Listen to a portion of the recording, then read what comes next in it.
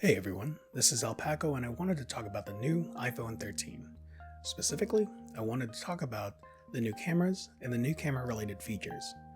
Why does this excite me? Well, it's another great tool to use. Phones aren't just for personal things, I'm sure everyone uses them in some professional manner.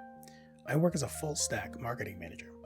Full stack, if you don't know, is a term typically used in the tech world that refers to someone that performs front and back end development. As a full stack marketer, I create full brand designs or redesigns. This includes all graphic design work for identity, print, and web pieces. I also create video and photo content for these clients, and I also do all the Google Ad and analytics. I've used my iPhone XR for a lot of social media pieces. I would shoot photos, edit them, and post the content on this one machine. I would then track all the analytics and follow up with all my email. This is by all means a workhorse in every sense of the word. iPhone has already been a professional tool in my eyes. This honestly goes for a whole lot of phones as well, not just the iPhone.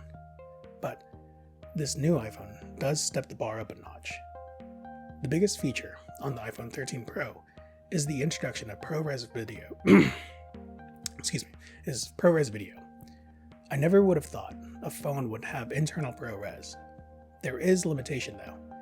You won't be able to record 4K ProRes with the base 128GB model, but I'm not too surprised. I imagine the base storage isn't fast enough to write the data, or it's just not large enough, since ProRes can fill up a drive pretty fast. I am hoping there's a way to record to an external drive of some sort, but I wouldn't be surprised if that doesn't happen since ProRes is a hefty codec and I'm not sure the lightning port can transfer that kind of data quickly enough. This wouldn't be a problem if Apple started using USB-C on their phones though. The next one is something that I think a whole lot of phone filmmakers have been clamoring for: cinematic mode, which is essentially video portrait mode.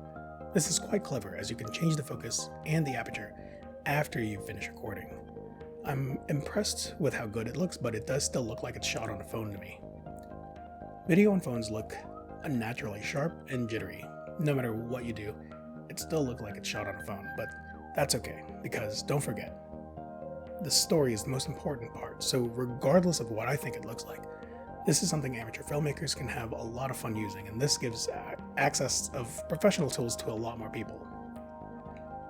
The last feature that I'm excited about is the new lenses.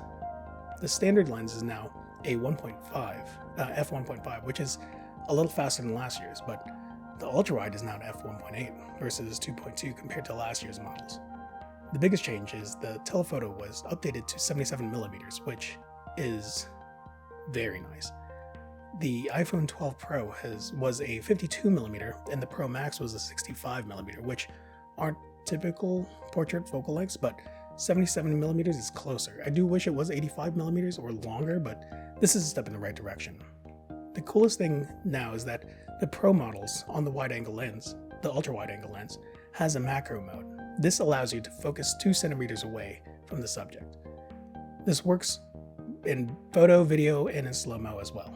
This is one of the best features to me because when my fiance and I go on hikes, we like taking macro shots, and it's never handy to carry around aftermarket lenses.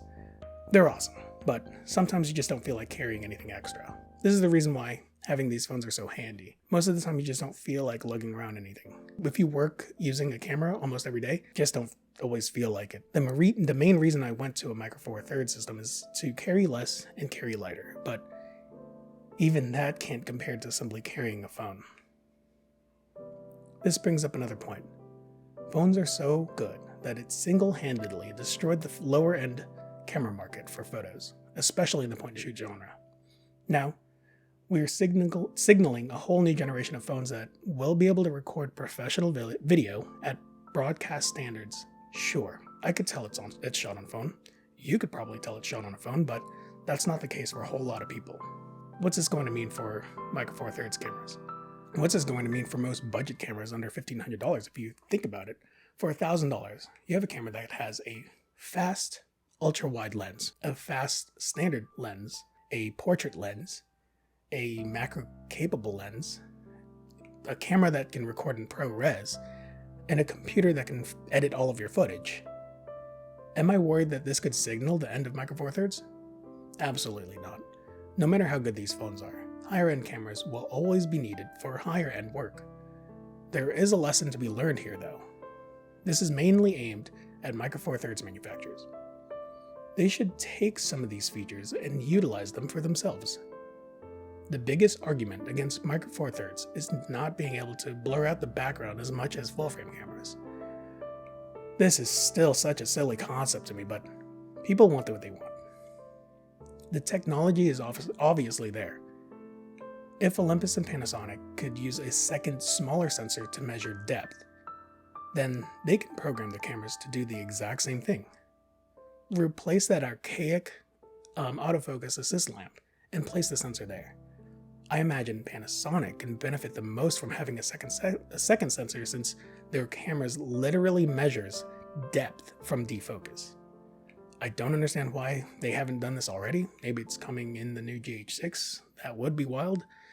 I do think they need to look outside of camera manufacturers to find some features. They have smaller sensors that have the potential to process information significantly faster. They really need to use that to their advantage. Thanks for hearing me talk about the iPhone and rant about Micro Four Thirds. I hope you enjoyed this video, and I hope you have a great day.